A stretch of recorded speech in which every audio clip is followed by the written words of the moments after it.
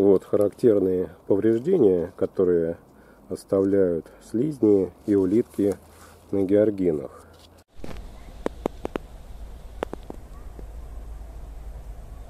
По краю грядки рассыпать вот таким вот достаточно плотным слоем. Также вам рекомендую по возможности убирать с участка упадшие яблоки, подгнившие, груши, сливы. Вот это все также привлекает слизней и улиток, поэтому желательно от этого сразу избавляться. Здравствуйте, мои дорогие друзья, гости, подписчики моего канала, садоводы, огородники и цветоводы. Буквально вал вопросов и жалоб мне недавно пришел в комментариях и просто в личном общении, то, что в этом году какое-то необыкновенно просто массовое засилье садов и огородов Московской области слизнями и улитками. В прошлом году также, конечно, эта проблема существовала, но не в такой степени, как в этом году. Может быть, такой благоприятный год для этих брюхоногих моллюсков в этом году.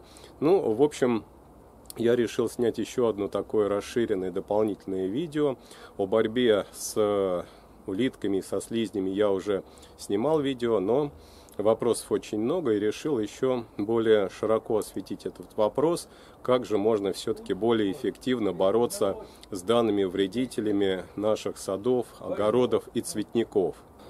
Улитки-слизни, конечно, приносят огромный вред для цветочных культур, для овощных культур, ягодных культур, таких, например, как садовая крупноплодная земляника. Ну и вот сейчас вы видите у меня за спиной прекрасные георгины, которые я также очень часто показываю в своих видео. Я уже более 20 лет выращиваю георгины, у меня большой опыт выращивания этих растений. В этом году приходится особенно тщательно бороться со слизнями и улитками, вот особенно на георгинах, потому что, допустим, эти растения особо сильно повреждают слизни, потому что у них очень мягкая, сочная листва, они не брезгуют в том числе и соцветиями, бутонами, тоже их объедают, но особое лакомство для них, конечно, представляет листья георгин. А как же наиболее эффективно бороться с этими вредителями?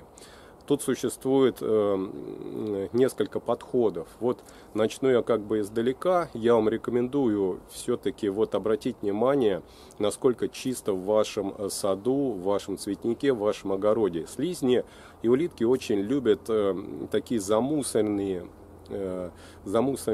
так скажем, участки, не очень ухоженные, где не косится трава, есть большое количество сорняков. Особенно если рядом, вот как у меня вот здесь вот участок у соседей, который практически не обрабатывается, он весь зарос, и оттуда просто полчища ползут улиток, слизней. Бесполезно бороться, но все-таки я стараюсь на своем участке вот убирать вот такие места, где они любят размножаться, прятаться днем от жары и зноя. Это такие тенистые, сырые места. Очень они любят селиться на компостных кучах, особенно в зимний период они там концентрируются, чтобы там переждать зиму. Ну и, конечно, излюбленные их места, это тут где-то под забором, в сырых таких тенистых местах. И особенно они любят, конечно, заросшие такие сырые участки, где практически не косится трава. Поэтому я вам рекомендую, конечно, окашивать как можно короче ваши участки, содержать в порядке ваш газон, почаще его косить и убрать все вот эти какие-то навалы, если у вас есть где-то навал там старых дров, каких-то досок, еще какой-то мусор. Вот я рекомендую вам все это убрать и как можно больше освободить пространство, лучше освободить пространство, чтобы лучше продувалось, было более суше на участке. Вот начать с этого. И, конечно, своевременный покос травы и недоведение сорняков до слишком, такого большого распространения. То есть старайтесь почаще полоть. Если не получается, ну, можно применить, конечно, гербициды, которые борются с сорной растительностью. Можно таким способом побороться, это тоже будет эффективно. Вторая рекомендация, как уменьшить количество слизней и улиток, это применение двойного суперфосфата для подкормок. Вот сейчас осень, заканчивается август, начинается сентябрь, вот слизней сейчас очень много, это их излюбленное время. И сейчас как раз самое подходящее время, чтобы применить вот это минеральное удобрение, особенно на цветочных культурах. Если вы боитесь применять минеральные удобрения, ну, применяйте их только по цветочным культурам. В принципе, я думаю, это вполне нормально, даже если вы боитесь там применять их на овощных культурах, хотя это безопасно, если знать и соблюдать пропорции и агротехнику. Поэтому берем двойной суперфосфат и рассыпаем под растениями. Можно под георгинами, под розами. Очень часто, кстати, гортензии также повреждаются слизнями. Гортензии можно удобрить данным удобрением. Замечено уже давно многими садоводами и огородниками, имеющими большой опыт выращивания цветочных, овощных культур, что вот не любят слизни и улитки вот это удобрение. Двойной суперфосфат. Просто, то есть вы убиваете сразу двух зайцев, одновременно подкармливаете ваши растения и боретесь со слизнями и улитками. Соответственно, как его применять? Рассыпаем по поверхности почвы. Не надо его заделывать там граблями либо тяпками в грунт, просто по поверхности, чтобы вот эти вот вредители, когда они будут ползать, они при попадании гранул, при соприкосновении гранул суперфосфата с их телами, им происходит определенный вред от этого, и они не любят такие места, и их стараются избегать, покидают. То есть это еще один способ борьбы со слизнями и улитками, применение двойного суперфосфата. Можно использовать также и обычный суперфосфат, но он, конечно, гораздо хуже растворяется в воде, медленнее усваивается. Фосфор там в такой не очень хорошей форме для растений, поэтому все-таки рекомендую вам использовать двойной суперфосфат.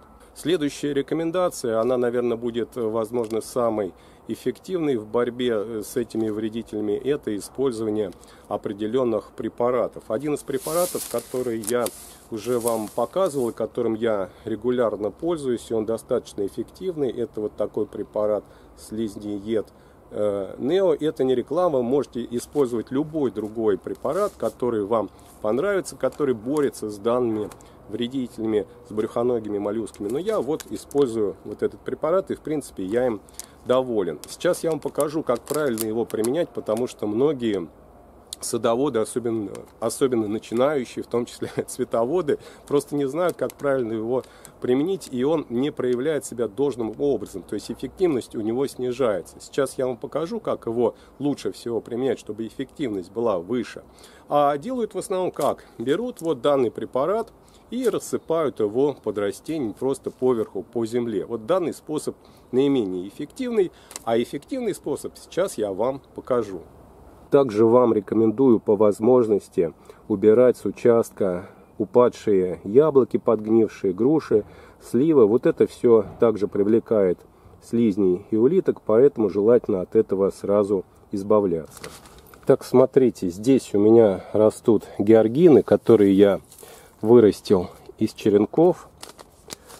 Также лучше всего применить данный препарат.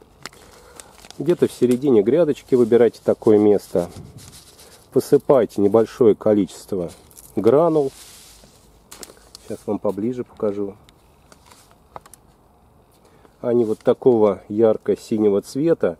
Это очень удобно. Сразу понятно, какое количество гранул вы высыпали. Они безопасны для животных, для кошек, для собак, так что смело можете их применять. Но это не все. Вот такой метод применения гранул наименее эффективен. А наиболее эффективным его делает вот такая вот кусочек доски старой, который я у себя нашел. Я думаю, что это есть практически у каждого садовода. Вот таким способом просто накрываем место, где рассыпали гранулы, Таким способом мы привлекаем и делаем ловушку для слизней и улиток. В вечернее время они будут заползать под доску, там они будут погибать от гранул препарата. Если у вас нет такой досочки, вы можете использовать какие-то кусочки старого линолеума после ремонта. Можно использовать черную пленку, можно в конце концов положить просто кирпич и под него насыпать эти гранулы. Можно использовать старый картон, но тут, конечно, его все равно нужно прижимать, чтобы его не унесло ветром. Вот создаем такую ловушечку, и слизни туда заползают. Такой метод борьбы наиболее эффективен, в отличие от метода просто рассыпания по поверхности грядки. Двойной суперфосфат можно применить еще таким образом, что по краю грядки рассыпать вот таким вот достаточно плотным слоем по периметру. То есть не рассыпать удобрение на всю поверхность, если у вас хорошо удобрена земля, и если вам не нужно лишней подкормки, можно просто сделать вокруг грядки вот такой заслон от слизней. Соответственно, когда они будут ползти через такую преграду, то не смогут ее преодолеть. Еще одно достаточно эффективное средство для борьбы со слизнями – это хвойный, желательно еловый опад. Им просто мульчируются растения, которые вы хотите защитить, но будьте внимательны, хвойный еловый опад может влиять на кислотность почвы, то есть увеличивать кислотность почвы под растением. Это не всем растениям нравится, учитывайте агротехнику растений, под которыми вы это применяете. Допустим, гортензии это понравится, а вот георгинам это может не очень понравиться. Также хвойный еловый опад хорошо работает под клубникой, земляникой садовой, как правильно ее называть. Вот такие простые способы и рекомендации существуют для того, чтобы значительно снизить натиск вот этих вредителей. Конечно, слизни и улитки – это часть природы, они выполняют свою функцию по утилизации упавших яблок, груш, вот как я вам показывал. Они, конечно, в природе не лишние и вовсе не являются вредителями. Но когда их численность достигает очень больших размеров, они, конечно, начинают переходить на растения культурные, которые мы с вами выращиваем. Поэтому старайтесь как-то регулировать численность слизней, улиток, периодически проверяйте ваши растения, потому что понять, что они подверглись нападению, очень легко. Это дырявые листья, на хостах очень часто такое происходит. Всем большое спасибо за просмотр. Я надеюсь, данное видео было вам интересно и полезно. В комментариях вы можете поделиться вашим опытом борьбы со слизнями. Хороших вам урожаев, хорошего вам цветения.